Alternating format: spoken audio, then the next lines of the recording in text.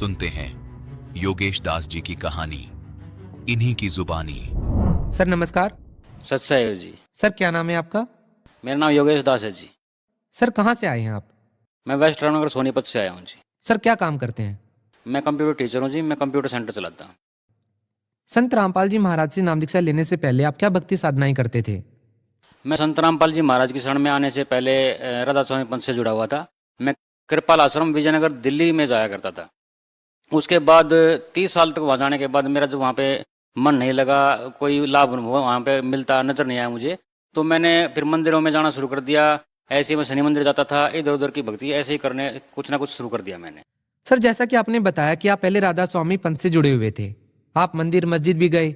Sir जो साधनाएं आप पहले कर रहे थे उन साधनाओं के करने से आपको क्या लाभ मिला? उन साधनाओं करने से मुझे कोई लाभ नहीं हुआ।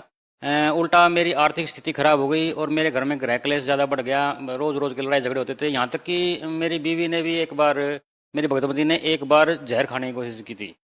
उसके बावजूद परमात्मा की ही ये दया कि भाई वो किसी न किसी प्रकार से बच गई थी। फिर संत रामपाल जी महाराज की शरण में कैसे आना हुआ? संत रामपाल जी की महाराज के से जुड़ने की एक विचित्र घटना है कि एक बार क्या हुआ कि मैं अपने सेंटर में ऐसे ही बैठा था आराम से, और मेरे सेंटर में एक भगत जी के बच्चे आया करते थे पढ़ने के लिए। और वो मेरी एक्टिविटी देखते रहते थे कि भाई मैं कभी गाने सुन रहा होता हूँ, कभी कुछ कर रहा हूँ, कभी कोई मटर गश्ती कर रहा होता हूँ। तो एक दिन बच्चों ने कहा कि भाई आप परमात्मा की भक्ति करते हो, आप कहते हो कि परमात्मा की भक्ति करता हूँ मैं राधा स्वामी पंथ से भी जुड़ा हुआ हूँ। तो उन्होंने कहा कि भाई आप सत साधना को जानते हैं? मैंने कहा कि भाई सत साधना क्या होती है, मैं तो इसके बारे में बहुत कुछ जानता हूँ। तो मैंने अपने आप को उनके सामने बहुत ऐसा प्रदर्शित किया कि भाई जैसे मैं आत्मज्ञान के बारे में, अध्यात्म ज्ञान के बारे में बहुत ही कुछ जानता हूँ। लेकिन उनके बातें सुनने के बाद मुझे लगा कि भाई ये मुझ पे हावी हो रहे हैं कुछ ना कुछ। तो फिर भी मैंने उनकी बात को टालने के लिए इधर उधर की बातें कर जाया करता था। उसके बाद एक दिन क्या हुआ कि उन बच्चों ने मुझे एक पुस्तक ला के दी, भक्ति सौदागर को संदेश। उस पुस्तक को मैंने उठाकर और अपने गैराज में डाल दिया। फिर उन्होंने बताया कि भाई हम संत रामपाल जी महाराज के शिष्य हैं और हम उनके आश्रम में जाते हैं, आप एक बार ये पुस्तक जरूर पढ़ना। तो मैंने उनकी बात सुनकर के आप संत रामपाल जी महाराज के शिष्य हैं, मैं ऐसे ऐसे मतलब गुरुओं को संत नहीं मानता हूँ। तो उसके बाद क्या हुआ कि भाई काफ़ी दिन बीत जाने के बाद मैं ऐसी टेंशन में बैठा बैठा बीड़ियाँ फूंक रहा था, क्योंकि मैं बहुत ज़्यादा बीड़ी पीने का आदी था। मैं हर क्लास लेने के बाद कम से कम 2-3 बीड़ियाँ पीने के बाद अपने क्लासरूम में जाता था। तो एक दिन अचानक ऐसे मेरी कोई फाइल वगैरह गुम हो रही थी, मैं उसको ढूंढने में व्यस्त था। तो उस फाइल को निकालने के चक्कर में वो पुस्तक बाहर रह गई, भक्ति सौदागर संदेश। मैंने सारी फाइलें वापस भी रख दी, लेकिन मेरा वो काम नहीं बना। तो फिर मैं आराम से बैठ के सोचने लगा कि पता नहीं फाइल कहाँ गई होगी। फिर मैं जैसे बैठा आराम से, मैंने सोचा कि भाई चलो क्यों ना ये पुस्तक पढ़ ली जाए आज। मैं इस तक मेरा लंच टाइम भी है। तो मैंने ऐसे कुर्सी पर पैर फैला के अपने, जैसे मतलब आसन में बैठते हैं व्यक्ति, मैंने वो पुस्तक खोली और खोलते ही मैंने बीड़ी लगाई पहले, क्योंकि मेरी आदत थी मैं कुछ पढ़ने से पहले मैं बीड़ी लगा लेता था। मैंने जैसे ही बीड़ी लगाई और बीड़ी पीकर मैंने जैसे पुस्तक खोली और पढ़ना शुरू किया, तो मेरे सामने सबसे पहले संत कबीर साहब की वाणी आई। परमात्मा कबीर साहब की वाणी के संतों शब्द ही शब्द बखाना, शब्द फांस फंसा शब्द कोई नहीं पहचाना। उसके अंदर जो नाम जाप मैं राधा स्वामी पंथ के करता था, उस नाम के बारे में पूरी डिटेल दे रखी थी कि भाई इस नाम को जाप करने वाला व्यक्ति जीवन भर दुखी रहता है और उसने जितनी भी कमाई पिछले जन्मों में की हुई है वो सारी गर्त में डूब जाती है उसकी। तो मेरे साथ वही सब कुछ बन रहा था। तो मेरे हाथ से अचानक ही बीड़ी छुटकर नीचे गिर गई और मेरी आंखों में आंसू आ गए उस पुस्तक को पढ़ने के बाद। तो मैंने सोचा कि भाई ये कैसे हो सकता है, जो राधा स्वामी पंथ में जो ज्ञान दिया जाता है वो तो कबीर पंथ के द्वारा ही दिया जाता है, सारी कबीर वाणियाँ बोली जाती है उसमें, और संतों का सारा ही ज्ञान वहाँ पे बताया जाता है। और यहाँ पे कबीर वाणी के अंदर ये जिक्र है कि भाई ये नाम तो हमें जाप नहीं करने हैं, इन जाप करने वाले नामों से तो हमारा न तो मोक्ष होगा और उल्टा हम अधर्म में लग जाएंगे। तो उस पुस्तक को पढ़ते ही मेरे मन में पता नहीं बेचैनी सी उभर गई मेरे शरीर में, और मेरे कानों में उन बच्चों की बात गूंजने लगी कि भाई आप सत्संग देखा करो। तो मेरे को बार बार ये हो रहा था कि भाई सत्संग में ऐसा क्या आता होगा, ये किताब तो मुझे अच्छी लगी। मैंने फिर वो किताब शुरू से पढ़नी शुरू की। आधे घंटे के अंदर मैंने पूरी किताब पढ़ ली वो। उसके बाद मेरे अंदर ऐसी जीर उत्पन्न हुई परमात्मा को जानने के लिए कि भाई मैं सेंटर को शाम को 5 बजे बंद कर देता था, लेकिन मैंने उस दिन 3:30 बजे सेंटर बंद कर दिया और घर आकर इंतजार करने लगा। मैंने टीवी खोला, जैसे मैंने सत्संग सुनना स्टार्ट किया। टीवी खोला तो संत रामपाल जी महाराज का ज्ञान प्रचार शुरू हो चुका था और उसमें उन्होंने श्रीमद्देवी भागवत महापुराण के बारे में विस्तार से बताया। उसको जानने के बाद मुझे पता चला कि भाई ब्रह्मा विष्णु महेश जो हैं वो तो अजर अमर नहीं है, उनका जन्म और मरण होता है।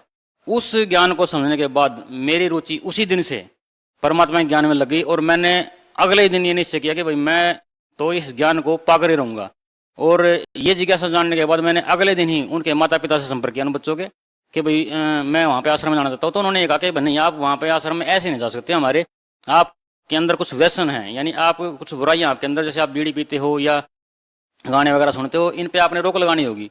मैंने सोचा मैं कुछ भी करने के लिए तैयार हूँ परमात्मा पाने के लिए। तो उन्होंने मेरी तैयारी कर दी कि भैया हम परसों चलेंगे। जिस दिन मैं नामदान के लिए तैयार होकर घर से निकला, घर से निकलते ही बस 500 मीटर की दूरी पर मैं गया था, अचानक ही मतलब धुंध इतनी ज़्यादा थी कि भाई उसमें सामने से कुछ दिखाई नहीं दे रहा था। अचानक ही मेरी बाइक का एक्सीडेंट हुआ। एक्सीडेंट इतना ज़बरदस्त था कि भाई मेरी बाइक घूम के ही मेरे ऊपर वापस आके गिरी, और वो इस प्रकार से गिरी कि अगर मैं परमात्मा के रास्ते पे ना जा रहा होता तो उस दिन शायद मेरी दोनों टांगें टूट चुकी होती। यानी इतना भयंकर एक्सीडेंट था। वो बाइक पूरी की पूरी उछल कर मेरे ऊपर गिरी थी और मैं नीचे था, जैसे कि मुझे यही होश नहीं था कि मैं कहाँ पड़ा हूँ। बस इतना ध्यान के लोगों ने भागकर मुझे उठाया कि भाई हाँ भाई धुंध ज़्यादा थी, इस वजह से गिर गया होगा। तो मैंने उठते ही देखा कि मेरे सारे नए कपड़े मैं उस दिन डाल रहा था, सारे मेरे ग्लव्स सारे जो सब नया था, सब कुछ सारी चीज़ें फट चुकी थी। मैंने फिर अचानक दिमाग में ये आया कि भाई शायद मेरा कोई चीज़ रास्ता रोक रही है। तो मैंने सोचा कि भाई आज तो चाहे कुछ भी हो जाए, चाहे मौत आ जाए, मैं आज जाए बगैर रहूँगा नहीं वहाँ पे। अब मुझे पक्का निश्चित हो गया था कि वहाँ कोई ना कोई ज़रूर ऐसी बात है, कोई ऐसी सच्चाई है वहाँ पे जिसको जानना मेरे लिए बेहद ज़रूरी है। तो मैंने वहाँ पे जाने की पूरी तैयारी की। भगत जी के घर पे गया मैं, उन्होंने जाते ही मेरे हालात देखे, उन्होंने कहा कि नहीं भगत जी आज नहीं चलते, आज आपको चोट लगी है। लेकिन मुझे महसूस ही नहीं हो रहा था मुझे चोट लगी है, लेकिन उनको लग रहा था कि भाई मुझे शायद चोट लग चुकी है काफ़ी गंभीर। लेकिन फिर भी मैंने उनको कहा कि नहीं मैं आज हर हालत में जाऊँगा। तो उन्होंने मुझे किसी न किसी प्रकार से मना लिया। आश्रम में घुसने के बाद मुझे वहाँ बहुत कुछ अजीब लगा। एक तो अजीब लगा कि वहाँ सारे एक ही पंक्ति में बैठे हैं, सब एक ही प्रकार से बैठकर सत्संग सुन रहे हैं। वहाँ पे ना तो मुझे कोई वीआईपी नजर आया, ना मुझे वहाँ पे कोई ऐसा ये नज़ारा लगा कि भाई यहाँ पे कोई ये वीआईपी है या ये व्यक्ति यहाँ पे मेन है या ये मेन है। वहाँ पे सब एक समान था। सिर्फ एक पूर्ण संत जो होता है वही सामने हमारे बैठे थे, और उन्होंने जो सत्संग प्रवचन उस दिन किए तो मुझे भाव विभोर हो गया मैं उसको सुनकर। मैंने पहली बार ये मतलब निश्चय किया, पहली बार मुझे लगा कि भाई पहली बार मैंने जिंदगी में अगर अध्यात्म का कोई 1% अक्षर समझा है तो वो यहाँ है वो संत। उसके बाद इस दास ने वहाँ से नामदान लिया। जैसा कि हमने सुना है कि संत रामपाल जी महाराज से नाम दीक्षा लेने के लिए फार्म भरवाया जाता है और उसमें कुछ नियम भी बताए जाते हैं। हम आपसे ये जानना चाहेंगे कि जो फार्म में नियम बताए जाते हैं, क्या उन नियमों का आखिरी सांस तक पालन करना होता है? देखिए, जिस प्रकार कोई गंभीर बीमारी होने के बाद व्यक्ति को डॉक्टर ये बता देता कि भाई अगर आपको ठीक होना है तो इसके लिए ये परहेज करने पड़ेंगे। तो संत मत में, संत मार्ग में, संत मते में एक अध्यात्म के अंदर जो परहेज होते हैं वो यही होता है कि भाई हमें ना तो मांस मिट्टी खानी चाहिए और ना ही किसी प्रकार के व्यसन करने चाहिए। जब तक हमारी आत्मा शुद्धि नहीं होगी, जब तक हमारे मन और शरीर शुद्ध नहीं होगा, तो हमें उस अध्यात्म ज्ञान का कोई लाभ मिलने वाला नहीं है। तो यही नियम बस वहाँ पर बताए जाते हैं कि हम मीट, अंडा, मांस, मछली ये सब चीज़ें ना खाएं। और कबीर साहब ने कहा कि भाई माई मसानी सेठ शीतला भैरव भूत हनुमंत, परमात्मा उनसे दूर जो इनको पूजंत। तो परमात्मा कबीर साहब पूर्ण ब्रह्म हैं जो, वो हमें यही सतभक्ति बताते हैं कि भाई हमें इनकी पूजा ना करके सतभक्ति करनी चाहिए। सतभक्ति वो होती है जिस प्रकार एक पतिव्रता स्त्री अपने पति को मेन मानकर उसी की पूजा करती है, लेकिन आदर सबका करती है। जेठ का, देवर का, अपने ससुर का, सास का, सबका वो आदर करती है, लेकिन उसकी भक्ति जो होती है वो अपने पति के प्रति स्थिर होती है। ऐसे ही हमें इन देवी देवताओं को आदर सहित लेना चाहिए और पूर्ण परमात्मा की भक्ति में तल्लीन रहना चाहिए। सर, संत रामपाल जी महाराज जी से नाम दीक्षा लेने के बाद आपको क्या लाभ मिले? संत रामपाल जी महाराज से नाम दीक्षा लेने के बाद मुझे सबसे पहला लाभ ये प्राप्त हुआ कि भाई मैं आध्यात्म मार्ग से जुड़ा। दूसरा, मेरे जीवन में कुछ घटनाएं ऐसी हुई कि भाई एक मैं बताना चाहता हूँ कि भाई हमारे परिवार में ग्रह कलेश बहुत ज़्यादा रहते थे, और संत रामपाल जी महाराज के शरण में जाने के बाद तो वो कलेश हमारे माँ बाप ने ज़्यादा बढ़ा दिए।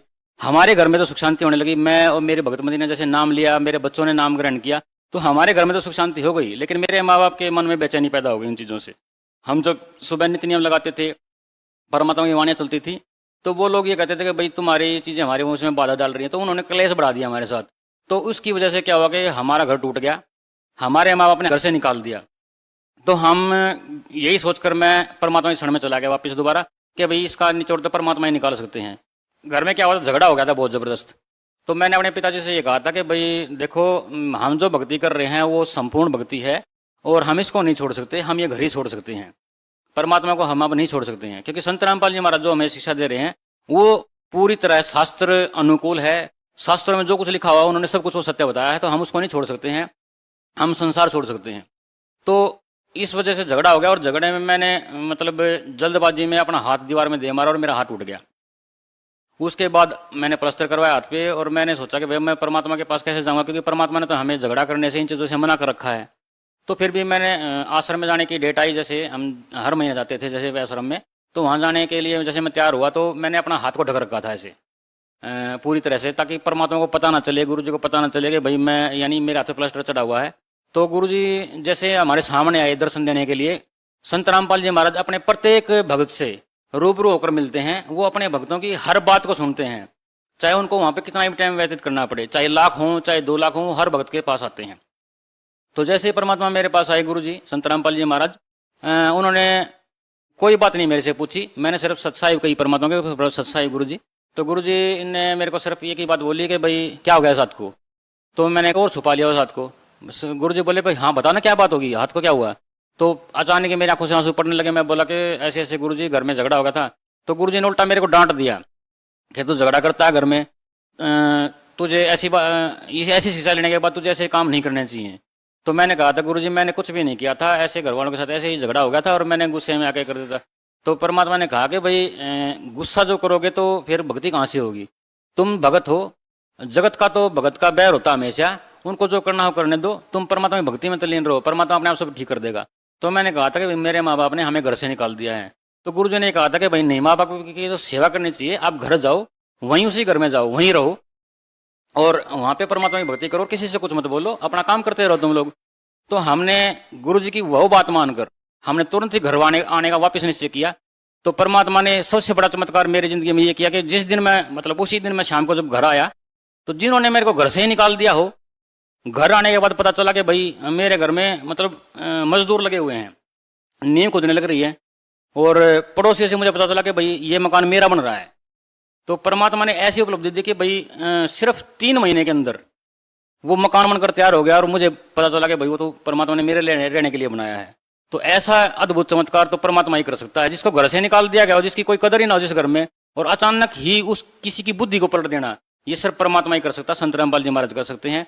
इसके अलावा ऐसी उपलब्धि कोई नहीं कर सकता। दूसरा लाभ ये मिला कि भाई सभी संत महंत जो हैं वो ये कह देते हैं कि भाई बड़ों को नामदान देने की आज्ञा देते हैं कि भाई जब बच्चा बड़ा हो जाए या इस प्रकार से हो जाए, इस उम्र में हो जाए कि वो समझने लगे, तब ये नामदान दिया जाता है। मैंने अपने बच्चों को बचपन से, यानी 4 वर्ष की उम्र से नामदान दिलवाया है अपने बच्चों को। परमात्मा की सबसे बड़ी मेहर ये है कि भाई जब तक हम संत रामपाल जी महाराज की शरण में नहीं आए थे, तब तक मेरे बच्चे हमेशा बीमार रहते थे। कभी उनको किसी प्रकार का ट्रीटमेंट करवाया जा रहा है, कभी किसी प्रकार ट्रीटमेंट करवाया जा रहा है। आज मेरे बच्चों को मालिक की दया से, सदगुरु रामपाल जी महाराज की दया से, मेरे बच्चों को कभी हॉस्पिटल जाने की, क्या दवाई खाने की जरूरत नहीं पड़ी है। सुबह भक्ति करते हैं, शाम को भक्ति करते हैं और मस्त रहते हैं। उनका यही नहीं पता चलता कि भाई ये बच्चे मतलब कभी बीमार भी होते होंगे। जबकि मेरे भाई हैं जो, उन सब के बच्चे भी अभी तक भी यानी कि मेडिकल पे जाते रहते हैं, एडमिट होते रहते हैं। हम उनको बहुत समझाते हैं परमात्मा ज्ञान के बारे में। लेकिन ये उपलब्धि क्या थोड़ी बड़ी बात है कि भाई परमात्मा इस महंगाई के ज़माने में हम ये सारा पैसा डॉक्टरों के देते रहें तो घर का गुजारा कैसे चलेगा। लेकिन परमात्मा ने इन सब चीज़ों से बचाकर उन बच्चों को अपनी शरण में लेकर सुरक्षित कर रखा है।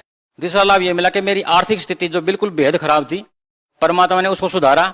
और पहले तो मेरा मतलब कंप्यूटर इंस्टीट्यूट जो था वो मार्केट के अंदर था, और ऐसी मार्केट में, मेन मार्केट में कि जहाँ पे हर व्यक्ति आ सकता हो, जा सकता हो। लेकिन वहां से बंद करवा के परमात्मा ने घर पे ही चालू करवा दिया, और घर पर आज ऐसा चल रहा है जैसे वहां 12 साल में भी ना चला था। ये मेरे लिए आर्थिक स्थिति मजबूत करने का सबसे बड़ा माध्यम परमात्मा कबीर साहब ने किया है। सर आपको क्या लगता है, आपने पाप किया गुरु बदल करके? नहीं, मैंने गुरु बदलकर कोई पाप नहीं किया है, क्योंकि कबीर साहब की वाणी है कि भाई जब तक संत मिले नहीं साचा, तब तक गुरु करो 10 पांचा। और हमें सच्चाई जानकर ही गुरु धारण करना चाहिए कि ये गुरु अध्यात्म का कितना ज्ञानी है। जब तक हमें गुरु की पहचान ना हो, जब तक हमें परख ना हो, तब तक हमें गुरु धारण करना ही नहीं चाहिए। सबसे पहली बात तो यह है। और जब ये पता चल जाए कि भाई ये गुरु है, ये पूर्ण संत है, पूर्ण संत की पहचान कबीर साहब ने स्वयं बताई है कि भाई सतगुरु के लक्षण कहूं मधुरे बैन विनोद, 4 वेद शास्त्र कह 18 बोध। कि वो जो संत होता है, न तो पादरी होता है, न ही वो पंडित होता है, और न ही वो मौलवी होता है। वो एक साधारण आम व्यक्ति की तरह दिखने वाला संत होता है। और वो अपनी वाणी के अंदर सभी धर्म ग्रंथों को, सभी पंथों को एक कर कर चलता है। उसके लिए ना कुरान अलग है, ना उसके लिए गुरु ग्रंथ साहिब अलग है, ना उसके लिए बाइबल अलग है। वो सब चीजों को एक समान सब अपने सब शिष्यों को पढ़ाता है। ऐसे संत आज के टाइम पे संत रामपाल जी महाराज ही हैं। और ये मैं ठोसता के साथ कह सकता हूं, क्योंकि उन्होंने पूर्ण परमात्मा की जो जानकारी दी है संत कबीर साहब के बारे में, कबीर देव ही भगवान है, ये उन्होंने ही बताया है। आज तक इस सृष्टि के अंदर किसी संत ने भी ये नहीं बताया कि भाई कबीर ही भगवान है, कबीर इज गॉड। ये बताने वाले पूरे विश्व के अंदर आज के टाइम पे जो संत रामपाल जी महाराज है, उन्होंने ही बाइबल के अंदर साबित किया, गुरु ग्रंथ साहिब के अंदर साबित किया और कुरान शरीफ के अंदर साबित किया, और वेदों में तो प्रमाण है ही। वेदों में बताया गया है उस परमात्मा के बारे में कि भाई स पर्यागात शुक्रम अकायम एवर्ण ऐसनावीरम कबीर मनीषी प्रभु यथा तथ्य, कि वो जो पूर्ण परमात्मा है वो बगैर नाड़ी के शरीर युक्त है, और वो कबीर मनीषी है, यानी कबीर भी परमात्मा है। वो स्वयंभू, स्वयं की रचना करने वाला भी वही है और प्रभु भी वही है। तो ये बताने के लिए सिर्फ आज तक किसी संत ने ये व्याख्या किसी ने नहीं की, ये संत रामपाल जी महाराज ने ही बताया है।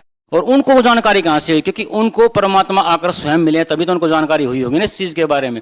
तो संत रामपाल जी महाराज ने ही ये बताया कि भाई पूर्ण जो परमात्मा है, वो जो एक सबका ईश्वर है, जिसके बारे में संत कह करके मर गए कि भाई सबका मालिक एक, वो उस एक की पहचान करवाने वाले संत रामपाल जी महाराज ही हैं। सर, भगत समाज को आप क्या संदेश देना चाहेंगे? भगत समाज को हम ये प्रार्थना करना चाहते हैं कि भाई आप अपनी आंखें खोलिए और जो ज्ञान संत रामपाल जी महाराज ने ज्ञान गंगा पुस्तक के माध्यम से समाज में पहुंचाया है, उस ज्ञान गंगा पुस्तक को कम से कम एक बार पढ़ के देखिए।